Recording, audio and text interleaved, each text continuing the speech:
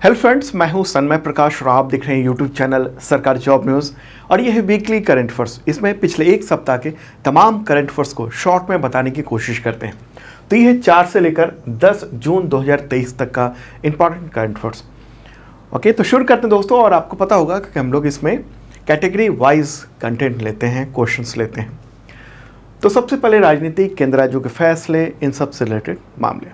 तो क्वेश्चन होगा पहला, मणिपुर जातीय हिंसा की जांच के लिए केंद्र सरकार ने किसकी अध्यक्षता में न्यायिक आयोग का गठन किया, यानी जुडिशियल कमीशन का गठन किया। आंसर होगा जस्टिस अजय लांबा। ठीक है, वो हाई कोर्ट के पूर्व जस्टिस हैं और उनकी अध्यक्षता में 3 सदस्यीय ये कमेटी है। और जो दूसरे सदस्य हैं वो रिटायर्ड IAS अधिकारी हिमांशु शेखर दास और रिटायर्ड IPS अधिकारी आलोक प्रभाकर हैं। ओके, मणिपुर अभी तक वहाँ पर जो ज़्यादातर हिस्सा है मणिपुर का पहाड़ी क्षेत्र, वहाँ पर फोर्सेस नहीं पहुँच पाई है क्योंकि वहाँ ज़बरदस्त विरोध चल रहा है। ओके, प्रदर्शन चल रहे हैं, हालात, स्थिति ठीक नहीं है। रह के कुछ वक्त पे वहाँ पर दंगा हो जाता है। ये है इलाका मणिपुर का। ठीक है, यहाँ तक कि जो वहाँ का नेशनल हाईवे है वो भी अभी तक जाम है। और जो भी वहाँ पर कोई भी मदद पहुँच रही है, कोई भी सामान पहुँच रहा है, खाने पीने का भी सामान पहुँच रहा है, तो हवाई जहाज़ से ही पहुँच रहा है। ओके, मणिपुर की बात कर लें। चीफ मिनिस्टर है एन बीरेन्द्र सिंह, गवर्नर अनुसुईया उइके और राजधानी है इम्फाल। अगला क्वेश्चन, महाराष्ट्र सरकार ने अहमदनगर जो ज़िला है उसका नया नाम क्या रखने का ऐलान किया। आंसर का अहिल्या नगर। ठीक है, तो महाराष्ट्र के मुख्यमंत्री एकनाथ शिंदे, तो उन्होंने ही ये ऐलान किया है। और कब 298th जयंती थी अहिल्याबाई होलकर की, उसी के दौरान। ठीक है, तो महाराष्ट्र सरकार का ये फैसला है इम्पॉर्टेंट। वहाँ के गवर्नर कौन है? रमेश बैस है। अगला क्वेश्चन, केंद्र सरकार ने कितने फिक्स डोज कॉम्बिनेशन यानी FDC दवाओं पर जून 2023 में प्रतिबंध लगा दिया। आंसर होगा टोटल 14। ठीक है, तो इसके लिए 4 मई 2023 को गजट नोटिफिकेशन जारी किया गया और 14 फिक्स डोज कॉम्बिनेशन यानी FDC दवाओं पर प्रतिबंध लगा दिया। तो इसमें सिर दर्द, बदन दर्द, जुकाम, बुखार, बैक्टीरियल इन्फेक्शन, अस्थमा जैसी दवाएं हैं और सरकार ने इन सब दवाओं को अनसेफ माना है। तो ये सब देख रहे हैं आप। हाँ, जैसे निमोसुलाइड है और पैरासीटामोल है, तो इसमें पैरासीटामोल को नहीं बैन किया गया, ना ही निमोसुलाइड को बैन किया गया। इसमें FDC मतलब 2 या उससे अधिक दवाओं का जो कॉम्बिनेशन है उसको बैन किया गया। ठीक है, तो इन दोनों का जो कॉम्बिनेशन है वो एक साथ, वो वाली दवाएं अब नहीं आएंगे। जैसे इन सब का जो कॉम्बिनेशन है वो सब दवाएं अब नहीं आएंगी। हाँ, अलग अलग दवाएं आएंगी जो कि अलग अलग काम के लिए है ये। ओके, इंपॉर्टेंट बात। अब अपॉइंटमेंट से रिलेटेड क्वेश्चन लेते हैं। तो उससे रिलेटेड क्वेश्चन होगा, केंद्र सरकार ने भारतीय भूवैज्ञानिक सर्वेक्षण यानी GSI का नया डायरेक्टर जनरल किसे नियुक्त किया है। आंसर होगा जनार्दन प्रसाद। ठीक है, क्या नाम है? जनार्दन प्रसाद। फोटोग्राफ देख रहे हैं। इससे पहले वो एडिशनल DG थे। GSI उसके बारे में जानते होंगे आप, मैंने डेली के करंट अफेयर्स वीडियो में डिटेल में बताया है।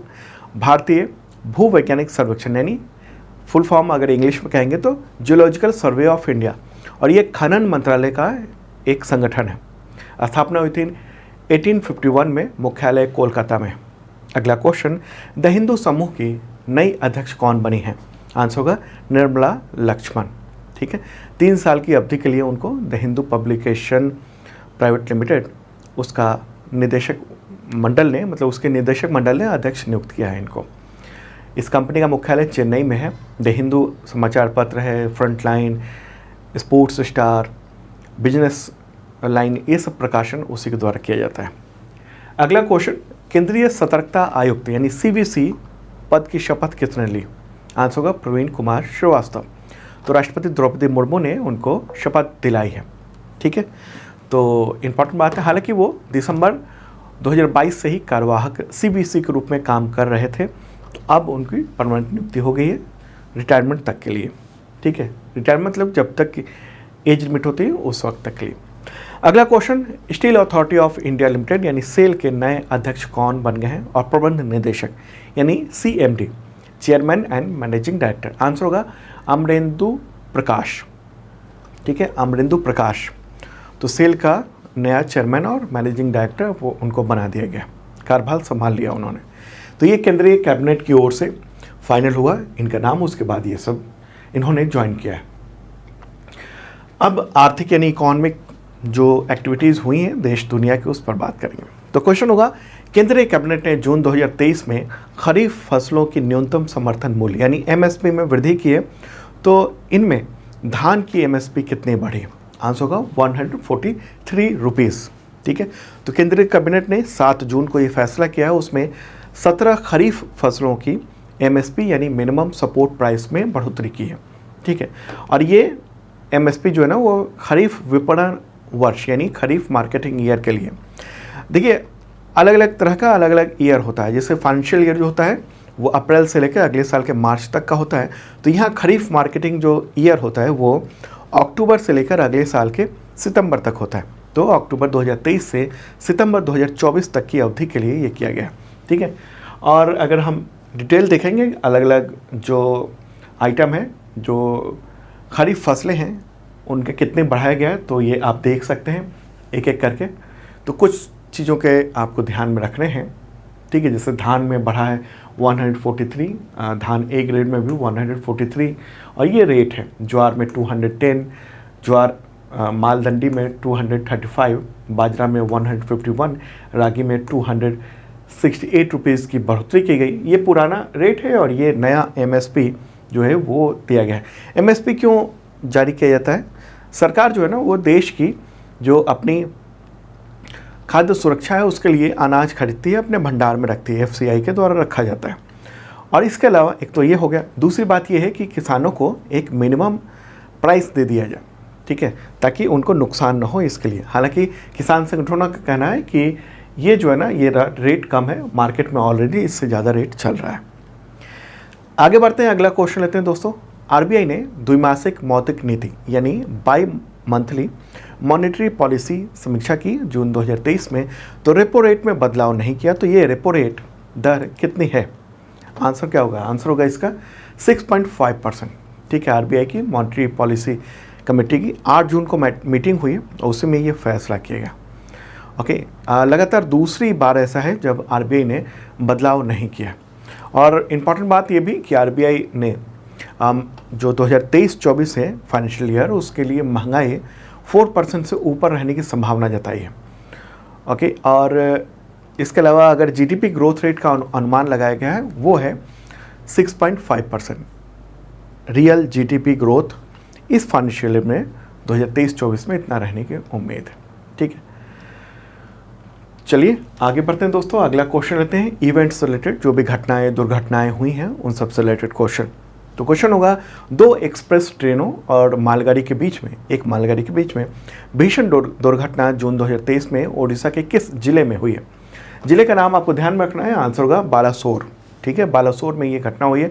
कब? 2 जून की रात को या शाम को, देर शाम, उस करीब 7 बजे के आसपास 2 ट्रेन और एक मालगाड़ी, उसके बीच में भीषण ये रेल हादसा हुआ है। और मौत जो है ना वो बताया जाए 288, फिर बताया गया था 275, फिर बाद में बताया गया कि नहीं 288 लोगों की मौत हुई है। ठीक है, तो ये बड़ी घटना हुई है। कोरोमंडल एक्सप्रेस सबसे ज़्यादा नुकसान उसी के जो पैसेंजर्स थे उनको हुआ है। ओके, और ये रहा फोटोग्राफ उस वक्त का। कैसे घटना हुई? हुआ ये कि मालगाड़ी एक दूसरे लूप लाइन में खड़ी थी, ये अप एंड डाउन था, और हुआ ये कि ये ट्रेन जो है ना कोरोमंडल एक्सप्रेस वो लूप लाइन में चली गई। जिस तरफ मालगाड़ी थी उसको उधर नहीं जाना था, कुछ सिग्नल में प्रॉब्लम हुई, दिक्कत हुई, और उसने टक्कर मार दी मालगाड़ी को। फिर इसके बोगी बिखर गए। उधर से एक और ट्रेन आ रही थी, उसने टक्कर मार दी, उसकी टक्कर लग गई इन बिखरे हुए जो बोगी है उससे, और ये दुर्घटना इतनी बड़ी देखने को मिली। तो अगला क्वेश्चन लेते हैं। रेल मंत्रालय ने ओडिशा रेल हादसे की जांच किस एजेंसी को सौंपी? आंसर होगा सीबीआई। तो सीबीआई ने इंक्वायरी शुरू कर दी है रेल मंत्रालय के कहने पर। ओके, अगला क्वेश्चन, भारत की पहली डिलक्स ट्रेन डेक्कन क्वीन ने किस रूट पर संचालन की 93rd वर्षगांठ मनाई? 93वीं वर्षगांठ। आंसर होगा मुंबई और पुणे के बीच में।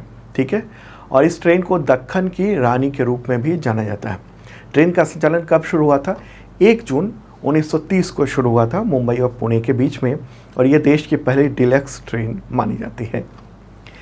अगला जो क्वेश्चंस हैं वो है स्पोर्ट्स से रिलेटेड, ठीक है। और जो भी बता रहा हूँ उसका PDF अवेलेबल है, वो वीकली करंट अफेयर्स का वो ऐप पर मिल जाएगा आपको, सरकारी जॉब न्यूज़ का जो ऐप है गूगल प्ले पर। और उसके लिए मेंबरशिप लेना होगा। जिन लोगों ने मेंबरशिप लिया हुआ है वो डाउनलोड कर लें तुरंत जाकर। नहीं लिया है जिन लोगों ने मेंबरशिप, उनको बता दूँ बहुत मामूली सी रकम है और 199, और इसमें आपको 1 साल तक करंट अफेयर्स का PDF मिलता है, वीकली, मंथली, क्वार्टरली, ईयरली। और साथ में मॉक टेस्ट और टेस्ट सीरीज़ हैं इतने तरह के एग्जामिनेशन के लिए, ताकि आपकी तैयारी बेहतरीन हो सके, ठीक है। चलिए अब आगे बढ़ते हैं दोस्तों, स्पोर्ट्स से रिलेटेड क्वेश्चन। एशियाई अंडर-20 एथलेटिक्स चैंपियनशिप के डेकाथलॉन इवेंट में किस भारतीय ने गोल्ड मेडल जीत लिया है? आंसर होगा सुनील कुमार, ठीक है। सुनील कुमार ने जीता है। और फोटोग्राफ देख रहे हैं आप, कहाँ पर आयोजित हुआ ये? तो दक्षिण कोरिया के येचियन में आयोजित किया गया। येचियन एक जगह है वहाँ पर दक्षिण कोरिया में, ओके। तो उन्होंने 10 स्पर्धाओं वाली डेकाथलॉन क्या होता है? डेकाथलॉन में क्या होता है कि कई सारे इवेंट को एक साथ देखा जाता है और उसमें जो सबसे ज़्यादा अंक प्राप्त करता है तो उसको गोल्ड, उसके बाद वाले को सिल्वर वगैरह दिया जाता है, ठीक है। तो इन्होंने 703 अंक प्राप्त किए और करियर का सर्वश्रेष्ठ प्रदर्शन किया है, गोल्ड मेडल इन्होंने जीता है। इसी इवेंट से रिलेटेड अगला क्वेश्चन लेते हैं। 20वीं एशियाई अंडर-20 एथलेटिक्स चैंपियनशिप में भारत ने कितने गोल्ड मेडल जीते हैं? टोटल कितने? आंसर होगा 6। टोटल 6 गोल्ड मेडल जीते गए हैं। कब से कब तक आयोजन हुआ? 4 से 7 जून तक हुआ दक्षिण कोरिया के येचियन में, ठीक है। और चैंपियनशिप का ये 20वां एडिशन था इस बार का। और पदक तालिका देखेंगे तो इंडिया का स्थान तीसरा रहा है। टोटल 19 मेडल इंडिया ने जीते, 6 गोल्ड, 7 सिल्वर और 6 ब्रॉन्ज मेडल इंडिया ने जीते हैं। तो अब यहाँ पर सवाल उठता है कि गोल्ड मेडल किन किन खिलाड़ियों ने जीता? तो ये देख रहे हैं 6 खिलाड़ी हैं। गोला फेंक शॉटपुट सिद्धार्थ चौधरी, रेसकस थ्रो में भरतप्रीत सिंह, डेकाथलॉन में सुनील कुमार, जो इससे पहले वाला भी क्वेश्चन था, 400 मीटर दौड़ में रिजवाना मलिक हिना, 1500 मीटर दौड़ में ललिता संडीलिया, 4x400 मीटर रिले में भारतीय टीम, इसमें कई खिलाड़ियों ने हिस्सा लिया तो भारतीय टीम कहेंगे इसे, ठीक है। महत्वपूर्ण बात। चलिए आगे बढ़ते हैं दोस्तों, अगला क्वेश्चन लेते हैं। किस भारतीय निशानेबाजी जोड़ी ने जर्मनी में आयोजित ISSF विश्व कप जूनियर चैंपियनशिप 2023 में गोल्ड मेडल जीता है? आंसर होगा अभिनव शॉ और गौतमी भनोट, ठीक है। क्या नाम है? अभिनव शॉ और गौतमी भनोट। तो ISSF फुल फॉर्म क्या होता है उसका? International shooting sports federation. तो उसी के द्वारा आयोजित किया गया था ये जूनियर वर्ल्ड कप, तो उसी में गोल्ड मेडल इन दोनों ने जीता है। जर्मनी में ये हुआ है, ठीक है। और 10 metre air rifle mix team event में के फाइनल में इन्होंने गोल्ड मेडल जीता है। 4 जून को फाइनल हुआ है। अगला क्वेश्चन, फुटबॉलर ज़्लाटन इब्राहिमोविच, उन्होंने खेल से संन्यास लेने की घोषणा की, तो किस देश के प्रसिद्ध खिलाड़ी हैं? आंसर होगा स्वीडन के हैं और कई सारे क्लब में उन्होंने खेला है। अभी हाल में वो खेल रहे थे क्लब AC मिलान में, तो उसके स्ट्राइकर थे, मतलब उन्होंने रिटायरमेंट की घोषणा कर दी है इसलिए थे कह रहे हैं। और 41 ईयर के हैं और अब वो नहीं खेलेंगे, ठीक है। उन्होंने ढेर सारे जो क्लब हैं यूरोपीय उन सब में खेला है उन्होंने अलग अलग, और रहने वाले हैं स्वीडन के। अगला क्वेश्चन लेते हैं, पुरुष एशिया जूनियर कप हॉकी 2023, तो उसकी विजेता टीम कौन रही? आंसर का इंडिया। भारत ने ये जीत लिया जूनियर हॉकी। भारत की जो टीम है उसने पाकिस्तान को हराया और ये कप जीत लिया। कहाँ पर हुई चैंपियनशिप? ओमान में। और अब अवार्ड से रिलेटेड क्वेश्चन लेते हैं।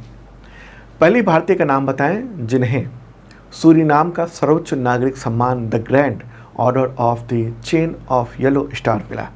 आंसर होगा द्रौपदी मुर्मू। महत्वपूर्ण, सूरीनाम उसकी राजधानी क्या है? पारामारिबो। तो वहीं पर वहाँ के प्रेसिडेंट चंद्रिका प्रसाद संतोखी ने ये अवार्ड दिया है, वहाँ का सर्वोच्च नागरिक सम्मान है। चलिए आगे बढ़ते हैं, अगला क्वेश्चन लेते हैं। और हाँ, ये पाने वाली वो पहली भारतीय हैं और पहली राष्ट्रपति भी। अगला क्वेश्चन, और हाँ इसके बारे में मैंने काफ़ी डिटेल डेली के वीडियो में दिया हुआ है, यहाँ फटाफट करते हैं क्वेश्चन, इसलिए आगे बढ़ते हैं। अगला क्वेश्चन होगा, भारतीय मूल की किस वैज्ञानिक को सर्वोच्च डच विज्ञान सम्मान स्पिनोजा पुरस्कार से सम्मानित किया गया है? आंसर होगा जोइता गुप्ता।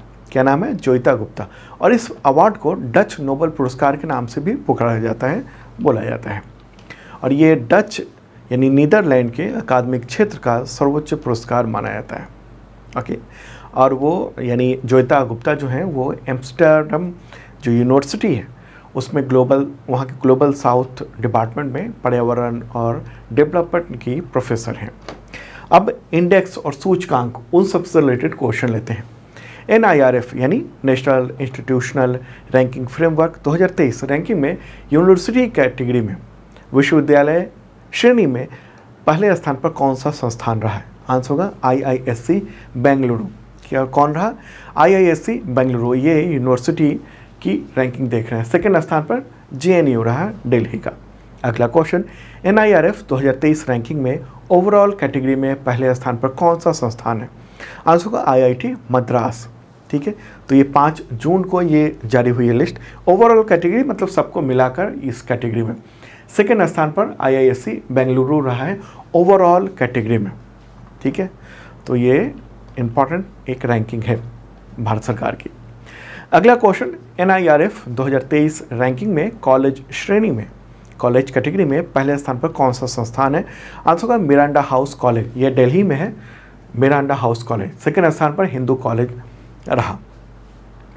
अगला क्वेश्चन लेते हैं, NIRF 2023 रैंकिंग में मैनेजमेंट इंस्टीट्यूट कैटेगरी में पहले स्थान पर कौन सा संस्थान है? आंसर होगा IIM अहमदाबाद। ओके, सेकेंड स्थान पर IIM बेंगलुरु रहा।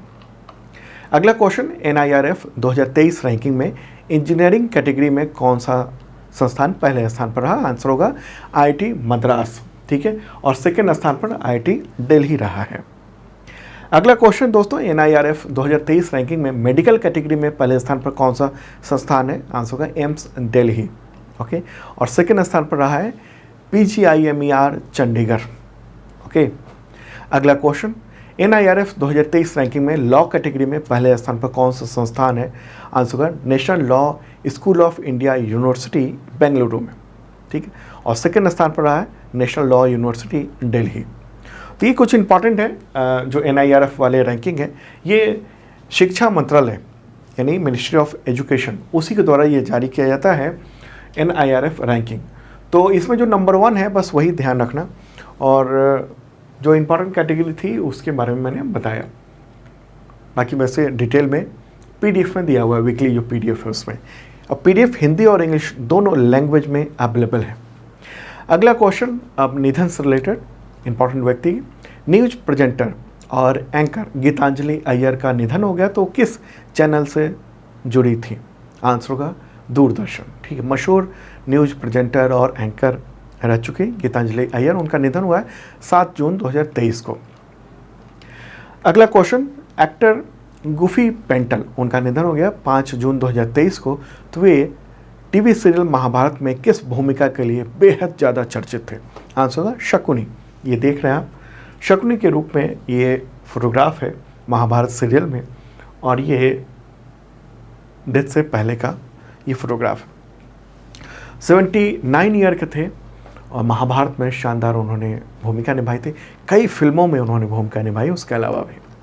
अब दोस्तों योजना से रिलेटेड क्वेश्चन लेते हैं, यानी जो स्कीम है राज्य और केंद्र की, उन सबसे रिलेटेड क्वेश्चन। और पसंद आ रहा हो लाइक बटन जरूर दबाना। तो क्वेश्चन होगा, भारत की पहली अंतर्राष्ट्रीय क्रूज जलपोत सेवा किस देश के बीच में जून 2023 में शुरू हुई? आंसर होगा भारत और श्रीलंका के बीच में ये है क्रूज, वही शुरू हुई है। ठीक है, तो इंडिया और श्रीलंका के बीच में ये शुरू की गई है। अगला क्वेश्चन लेते हैं इससे रिलेटेड, भारत की पहली अंतर्राष्ट्रीय क्रूज जलपोत चेन्नई से श्रीलंका के लिए जून 2023 में रवाना हुई, तो इसका नाम क्या है? आंसर होगा MV एम्प्रेस। क्या नाम है? MV empress. तो केंद्रीय बंदरगाह, नौवहन, जलमार्ग और आयुष मंत्री कौन है? वो सर्बानंद सोनोवाल। इंग्लिश में कहेंगे मंत्रालय को union minister of ports, shipping and waterways and Ayush. तो सर्बानंद सोनोवाल उन्होंने चेन्नई से 5 जून को हरी झंडी दिखाई और क्रूज को रवाना किया। ये है क्रूज, काफ़ी विशाल क्रूज है। ठीक है, तो ये 750 यानी 750 यात्रियों को लेकर रवाना हुआ है। श्रीलंका के 3 बंदरगाह हम्बनटोटा, त्रिकोमाली और कांके संतुरेई, तो वहाँ का दौरा करेगी, उसके बाद फिर चेन्नई लौट आएगी। ओके।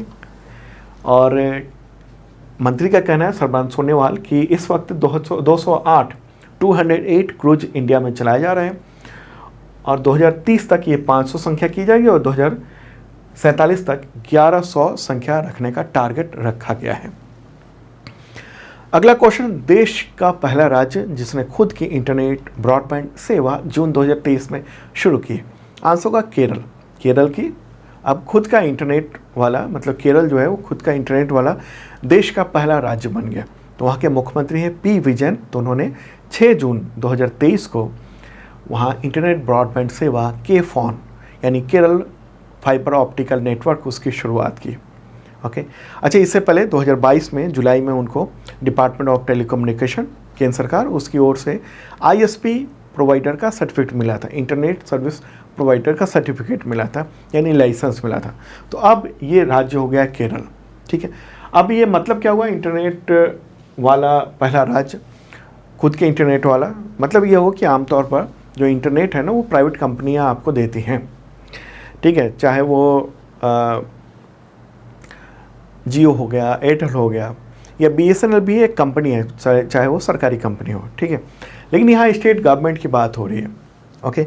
अच्छा, जो कोई भी कंपनी अगर इंटरनेट प्रोवाइड करती है तो उसके लिए लाइसेंस लेना होता है केंद्र सरकार से, और केंद्र सरकार का डिपार्टमेंट ऑफ टेलीकॉम उसके द्वारा ये लाइसेंस दिया जाता है आईएसपी का, इंटरनेट सर्विस प्रोवाइडर का। तो वो पहला ऐसा राज्य है जिसने खुद लिया है, और ये बहुत बड़े पैमाने पर करीब 20 लाख परिवारों को मुफ्त में इंटरनेट दिया जाएगा। क्यों? क्योंकि इंटरनेट जो है ना वो मूलभूत अधिकार में शामिल किया हुआ है केरल ने। तो ये इंपॉर्टेंट बात है भी। केरल, उसके मुख्यमंत्री तो पी विजन हो गए, पी विजन, पिनाराई विजन नाम, पूरा नाम। गवर्नर है आरिफ मोहम्मद खान, राजधानी है तिरुवनंतपुरम। अगला क्वेश्चन, केंद्रीय कैबिनेट ने सहकारिता क्षेत्र में दुनिया की सबसे बड़ी फूड स्टोरेज स्कीम को मंजूरी दी, तो इस पर कितना खर्च होना है? आंसर होगा इसका 1 लाख करोड़ रुपए। ठीक है, भारत में सहकारिता क्षेत्र में, ओके, तो उसमें विश्व की सबसे बड़ी अनाज भंडार स्कीम ये लॉन्च होने जा रही है। केंद्र कैबिनेट ने इसको मंजूरी दे दी है और 1 लाख करोड़ रुपए खर्च होंगे। शुरुआत में 10 जिलों में पायलट प्रोजेक्ट चलेगा, उसके बाद ये योजना पूरे देश में लागू की जाएगी। ठीक है, हालांकि इसका प्रोजेक्ट का नाम जो है ना वो अभी तक अनाउंस नहीं हुआ है। हो सकता है बाद में प्राइम मिनिस्टर नरेंद्र मोदी जब इसको गाजे बाजे के साथ शुरू करेंगे तो उस दौरान इसका नाम का ऐलान किया जाएगा। अगला क्वेश्चन, भारतीय खाद्य सुरक्षा और मानक प्राधिकरण यानी FSSAI के लिए राष्ट्रीय प्रशिक्षण केंद्र की स्थापना किस शहर में हुई, जिसका उद्घाटन केंद्रीय स्वास्थ्य मंत्री ने किया है? आंसर होगा गाजियाबाद, उत्तर प्रदेश में। ठीक है, FSSAI full form food safety and standard authority of India. तो केंद्रीय स्वास्थ्य मंत्री कौन है? मनसुख मांडविया। तो उन्होंने ही ये उद्घाटन किया है नेशनल ट्रेनिंग सेंटर का। यहाँ पर देश भर के जो फूड से रिलेटेड जो कर्मचारी हैं, उद्योग से जुड़े हुए, जो प्राइवेट उद्योग से जुड़े हुए जो लोग हैं, उन सब की ट्रेनिंग यहाँ पर दी जाएगी। अगला क्वेश्चन लेते हैं दोस्तों, किस राज्य सरकार ने मोघरा योजना शुरू की? मोघरा, आंसर होगा ओडिशा। मोघरा उड़िया लैंग्वेज में है, हिंदी में कहेंगे इसको मेरा घर, मोघरा। तो जून में ये योजना शुरू हुई। इसके तहत गरीबों को कच्चे मकान, मतलब गरीबों का जो कच्चा मकान है उसको पक्के घरों में बदला जाना है, और इसके लिए आर्थिक सहायता उड़ीसा सरकार दे रही है।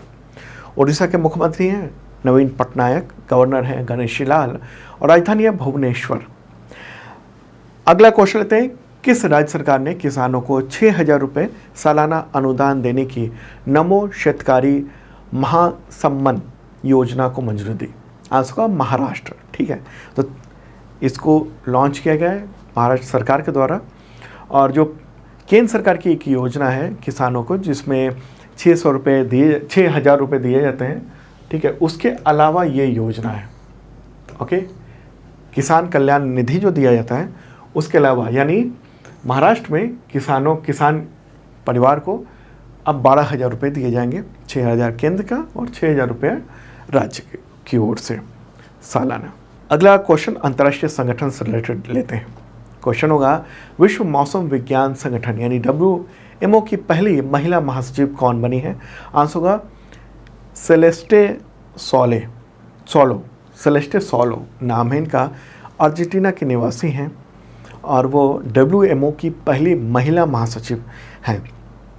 महासचिव तो रहे हैं इसके सेक्रेटरी जनरल, लेकिन महिला कोई नहीं रही हैं, तो ये महिला पहली हैं। WMO उसकी स्थापना हुई थी 1950 में। मेंबर कंट्री है 193, मुख्यालय जिनेवा स्विट्जरलैंड में है।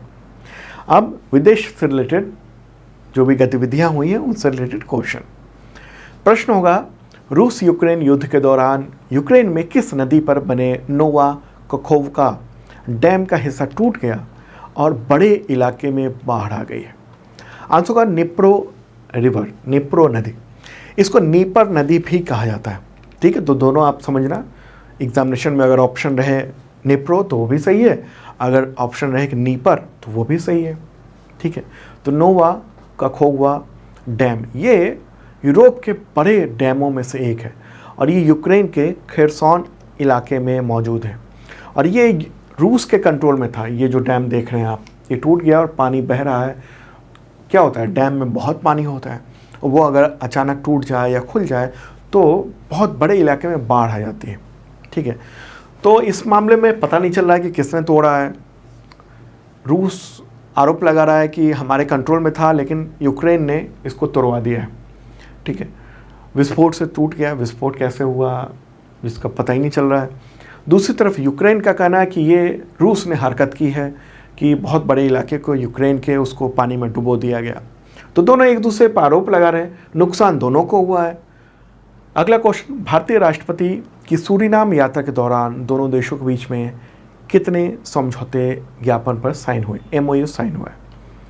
यहाँ इंपॉर्टेंट बात है, सूरीनाम ने अपना सर्वोच्च सम्मान दिया है राष्ट्रपति द्रौपदी मुर्मू को। तो 3 समझौते पर साइन किया गया है दोनों देशों के बीच में। ये 3 समझौते मेरे बगल में देख रहे हैं आप। 2023 से 2027 की अवधि के लिए कृषि और संबद्ध क्षेत्रों में सहयोग के लिए संयुक्त कार्य योजना वो बनाई जाएगी।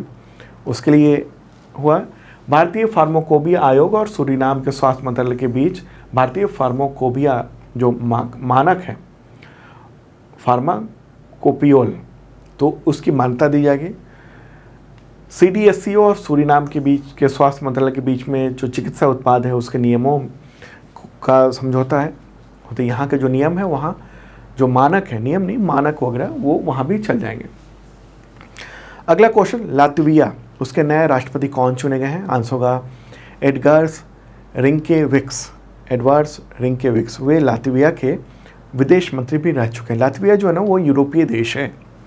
अगला क्वेश्चन, किस देश ने दुनिया के 53 यानी 53 देशों में 102 यानी 102 सीक्रेट पुलिस स्टेशन खोल लिए? आंसर होगा चाइना। चाइना ने ये हरकत की है बहुत बड़े पैमाने पर। 53 देशों में ये गुप्त पुलिस स्टेशन यानी सीक्रेट पुलिस स्टेशन बना लिए और यहाँ पर सीक्रेट तौर पर जुडिशियल एक्टिविटी भी वो कर रहा है। तो स्पेन के एक समूह है सेफगार्ड डिफेंडर्स, उसने ये खुलासा किया है। और इसके अलावा अमेरिका में 2 चीनी पकड़े भी गए पुलिसिंग की एक्टिविटी में करते हुए। और दूसरी तरफ जर्मनी ने और कई सारे देशों ने कहा है कि उसके यहाँ जो मौजूद गुप्त पुलिस स्टेशन है उसको बंद किया जाए। ठीक है, तो चीन जो है ना वो बड़े पैमाने पर पूरी दुनिया में सारे नियम कानून यूनाइटेड नेशंस के और अंतर्राष्ट्रीय उत्सव को ध्वस्त करते हुए ये कदम उठा रहा है। अच्छा, इससे क्या कर रहा है वो? इससे वो कह रहा है कि हमारे जो बदमाश लोग हैं यानी जो फाइनेंशियल एक्टिविटी गड़बड़ कर रहे हैं उन पर नज़र रख रहे हैं, उनको पकड़ रहे हैं, मतलब अपने ही नागरिकों पर शिकंजा कसने के लिए। लेकिन ये माना जा रहा है कि जो भी इस राष्ट्रपति का विरोध कर रहा है दुनिया में कहीं भी बैठकर, उन सब को दंडित करने का एक काम किया जा रहा है। चलिए दोस्तों, अब आगे बढ़ते हैं। हाँ, जो भी डार्क कलर के देश देख रहे हैं वहाँ इसने पुलिसिंग व्यवस्था अपनी सीक्रेट रूप से बनाई हुई है चाइना ने। इस पर डिटेल वीडियो मैंने बनाया हुआ है दिल्ली के करंट अफेयर्स में, आप चैनल पे जाइए देख सकते हैं अगर देखना हो तो, पूरी बात समझनी हो तो। अगला क्वेश्चन, नेपाल के प्राइम मिनिस्टर प्रचंड उनकी भारत यात्रा के दौरान दोनों देशों के बीच में कितने समझौते हुए हैं? आंसर होगा 7। टोटल 7 एग्रीमेंट हुए हैं। प्राइम मिनिस्टर का पूरा नाम क्या है? पुष्प कमल दहल प्रचंड। तो वो इंडिया आए थे 31 मई से 3 जून तक उन्होंने भारत की यात्रा की और द्विपक्षीय वार्ता हुई है भारतीय प्रधानमंत्री नरेंद्र मोदी के साथ में। ठीक है, तो ये टोटल ये 4 और ये तीनों 7 एग्रीमेंट साइन हुए हैं। कौन कौन से एग्रीमेंट है वो एक बार देख लेते हैं। तो भारत और नेपाल के बीच में ट्रांजिट संधि। अब पिछले ट्रांजिट संधि यानी जो सामान का आवागमन है वो उसकी जो पिछला एग्रीमेंट था वो 2019 में समाप्त हो गया था। तो नई संधि हुई है। उसमें यह है कि नेपाल को जो भारतीय समुद्री बंदरगाह है, पोर्ट है, वहाँ तक कार्गो के परिवहन के लिए और अंतर्देशीय जो जल मार्ग है उस तक पहुँच की अनुमति उसको दी गई है। ठीक है, अगला जो है वो MOU है पेट्रोलियम इंफ्रास्ट्रक्चर में सहयोग के लिए दोनों देशों के। भारत जो है ना वो बड़े पैमाने पर उसको पेट्रोलियम इंफ्रास्ट्रक्चर प्रोवाइड करता है। यहाँ से ये डीजल पेट्रोल की आपूर्ति नेपाल में करवाई जाती है। ठीक है, तो उसके लिए और वहाँ पर जो इंफ्रास्ट्रक्चर है पेट्रोलियम का वो बनाया जाएगा, उसके लिए MOU हुआ है। अगला जो है वो भारत नेपाल सीमा पर दोधरा चांदनी चेक पोस्ट, वहाँ पर इंफ्रास्ट्रक्चर डेवलपमेंट करने का काम के लिए MOU साइन हुआ है। अगला है Sushma Swaraj institute of foreign services और institute of foreign affairs Nepal, दोनों के बीच में MOU साइन हुआ है कि उसके जो स्टूडेंट हैं, जो फॉरेन सर्विस के नेपाल के लोग हैं, वो यहाँ भी पढ़ाई कर सकते हैं। ठीक है, तो दोनों देशों का जो इंस्टीट्यूट है, जो भारतीय विदेश सेवा के जो अधिकारी हैं उन सबको ट्रेनिंग देने का, तो एक दूसरे को सहयोग करेंगे। अगला जो MOU है वो है क्रॉस बॉर्डर पेमेंट के लिए NPCIL यानी national payments corporation of India और NCHL यानी नेपाल क्लियरिंग हाउस लिमिटेड, दोनों के बीच में MOU साइन हुआ है। तो इसके जरिए UPI, रुपे कार्ड, इन सब के पेमेंट के लिए। ठीक है, इसके अलावा है लोअर अर्जुन हाइड्रो इलेक्ट्रिक परियोजना, तो उसके लिए एग्रीमेंट साइन हुए हैं। डैम परियोजना है उसके लिए। ठीक है, अगला जो है वो है भारत का जो NHPC national hydro power corporation और नेपाल का VUCL विद्युत उत्पादन निगम, तो उसके बीच में MOU साइन किया गया है फुगोट करनाला जल विद्युत परियोजना के लिए। ठीक है, चलिए दोस्तों अब आगे बढ़ते हैं। अगला क्वेश्चन, भारत ने किस पड़ोसी देश के साथ अगले 10 साल में 10,000 मेगावाट बिजली आयात करने पर सहमति जताई है? मतलब भारत खरीदेगा। आंसर नेपाल। तो नेपाल से ये डील की बात सामने आई है, अभी साइन नहीं हुआ है, सहमति जताई गई है। और भारतीय प्राइम मिनिस्टर नरेंद्र मोदी ने प्रेस कॉन्फ्रेंस के दौरान इसके बारे में बताया। प्रेस ब्रीफिंग के दौरान, प्रेस कॉन्फ्रेंस तो होता नहीं है, भारतीय प्राइम मिनिस्टर का प्रेस ब्रीफिंग जो हो रहा था उसके दौरान उन्होंने बताया। अब दिवस से रिलेटेड क्वेश्चन लेते हैं। ठीक है, दिवस से रिलेटेड क्वेश्चन जो भी हैं पिछले एक सप्ताह के। अगला क्वेश्चन, विश्व मस्तिष्क ट्यूमर दिवस कब मनाया जाता है? आंसर होगा 8 जून को। और थीम क्या है इस बार की? थीम है अपना बचाव करें, तनाव से दूर रहें, protect your self, keep away from stress. Okay, अगला क्वेश्चन, तेलंगाना गठन दिवस कब मनाया जाता है? आंसर होगा 2 जून को मनाया जाता है। तेलंगाना के मुख्यमंत्री के चंद्रशेखर राव हैं, गवर्नर तमिलसाई सौंदरराजन और राजधानी है हैदराबाद। अगला क्वेश्चन, विश्व खाद्य सुरक्षा दिवस कब मनाया जाता है? आंसर होगा 7 जून को। और 2023 की थीम क्या है? उसकी थीम है फूड स्टैंडर्ड सेव लाइव्स। ठीक है, ये है थीम। अगला क्वेश्चन, विश्व महासागर दिवस कब मनाया जाता है? आंसर होगा 8 जून को। और थीम क्या है? ग्रह महासागर ज्वार बदल रहे हैं, planet ocean tides are changing. अगला क्वेश्चन, विश्व पर्यावरण दिवस कब मनाया जाता है? World environment day. आंसर का इसका 5 जून को। ठीक है, और थीम क्या है? थीम यही है, बीट प्लास्टिक पॉल्यूशन। ठीक है, बीट प्लास्टिक पॉल्यूशन। अगला क्वेश्चन, आक्रामकता के शिकार मासूम बच्चों का अंतर्राष्ट्रीय दिवस कब मनाया जाता है? आंसर होगा 4 जून को। तो ये यूनाइटेड नेशंस की ओर से दिवस घोषित है। अगला क्वेश्चन लेते हैं, वर्ल्ड बाइसिकल डे यानी विश्व साइकिल दिवस कब मनाया जाता है? आंसर होगा 3 जून को। और थीम क्या है? सस्टेनेबिलिटी के लिए किफ़ायती मार्ग का जश्न मनाना। तो दोस्तों ये था वीकली करंट अफेयर्स अब मिलेंगे अगले सप्ताह वीकली करंट अफेयर्स के साथ, और इस दौरान यानी मंडे टू सैटरडे तक डेली का करंट अफेयर्स वीडियो देखना मत भूलना आप। उसमें डिटेल विस्तार से बताया जाता है, मैप बताया जाता है, लगभग क्वेश्चंस पे एनिमेशन होता है, तो समझ में बेहतरीन ढंग से आता है। देखना जरूर डेली का जो करंट वीडियो है वो सरकारी जॉब न्यूज़ यूट्यूब चैनल पर। और जिन लोगों ने मेंबरशिप नहीं लिया है ले सकते हैं, एक हेल्पलाइन चैट नंबर भी है, इस पर भी आप कांटेक्ट कर सकते हैं, हमारी टीम जवाब देती है। Okay, bye.